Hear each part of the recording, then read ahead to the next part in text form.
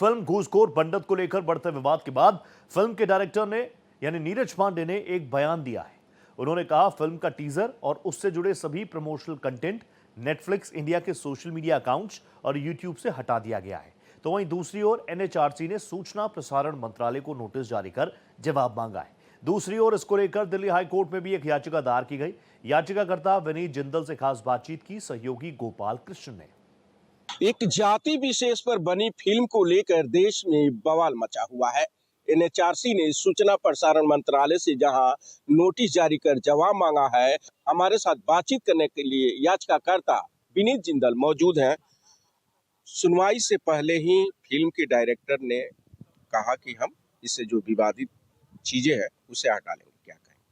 देखिए, जो अभी स्टेटमेंट आया है उस स्टेटमेंट में डायरेक्टर है उन्होंने ये कहा है कि जो नाम टाइटल को लेकर हमारा एक ऑब्जेक्शन था और कल शाम को ही एडवांस नोटिस जो कि प्रक्रिया है किसी याचिका के फाइल होने से पहले हमने उनको सर्व कराया था और आज सुबह ये स्टेटमेंट आया। तो टाइटल को लेकर उन्होंने ये कहा है कि टाइटल को हम लोग विड्रॉ कर रहे हैं और जितनी प्रचार प्रसार सामग्री है उसको हम विड्रॉ कर रहे हैं। कहीं ना कहीं इस बात को साफ दिखता है कि गलती बहुत बड़ी यहाँ पे जो इस मूवी को बनाने वाले लोग हैं जो इन्वॉल्व हैं इस पूरे मामले में उनकी बहुत बड़ी गलती हुई है, साफ आता है। लेकिन इसके साथ साथ एक सवाल यहाँ और खड़ा होता है कि यहाँ पे सबसे पहले कि जाति विशेष को यहाँ टारगेट किया गया, कोई माफ़ी नहीं मांगी गई है उस पूरे मामले में और कहीं ना कहीं जस्टिफिकेशन देने की कोशिश की गई, सबसे पहली बात। और ये हमारी याचिका में भी एक प्रेयर है। दूसरी बात कि जब टाइटल की आप यहाँ देखें तो टाइटल के अंदर ही इतना ऑब्जेक्शनल वर्ड घूसखोर जाति विशेष यानी कि ब्राह्मण कम्युनिटी के लिए हम लोग यहाँ बात कर रहे हैं कि उनको टारगेट किया गया।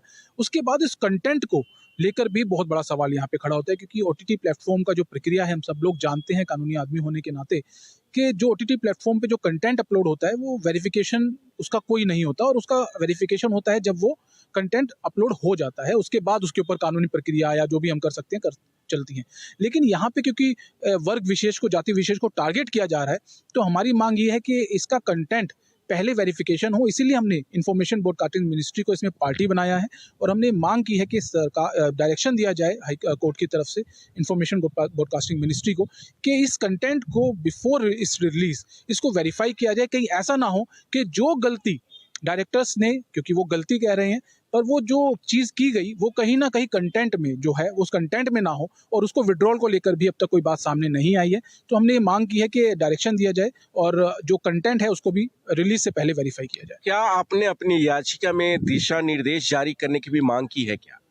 बिल्कुल हम लोगों ने कहा है क्योंकि अब तक ओटीटी प्लेटफॉर्म को गवर्न करने के लिए कोई अथॉरिटी नहीं है और बहुत सारी एक याचिका हमारी भी सर्वोच्च न्यायालय में पेंडिंग है और इसके अलावा अब ये याचिका भी आ गई है। तो हमने मांग की है कि जो रेगुलेशन है इसको रेगुलेट करने के लिए OTT platform social media platform को यहाँ जरूरत है एक अथॉरिटी की और उस अथॉरिटी को जल्द से जल्द डायरेक्शन दिया जाए कि एक अथॉरिटी बनाई जाए जो कंटेंट और किस तरीके से प्रक्रिया चलेगी उसको कहीं ना कहीं साफ तरीके से यहाँ पे रखा जाए सामने।